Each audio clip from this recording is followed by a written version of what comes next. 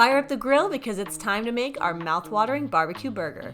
In a saucepan, add brown sugar, onion powder, garlic powder, chili powder, paprika, cayenne, salt, pepper, apple cider vinegar, water, Worcestershire sauce, and ketchup. Mix to combine. Bring to a boil and immediately drop the heat to low. In a bowl, add ground beef, burger seasoning, and barbecue sauce. Mix until all ingredients are evenly incorporated. Divide the mixture into 4 equal portions and shape them into patties. Make an indentation in the center of each patty with your thumb to prevent it from bulging during cooking. Place the burger patties on the preheated grill. Cook for about 5 minutes per side or until they reach your desired level of doneness. Add a slice of cheese during the last minute of cooking and allow it to melt.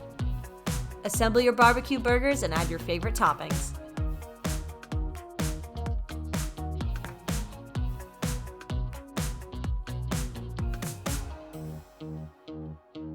Get grilling and treat yourself to a mouth-watering barbecue burger experience that you won't forget.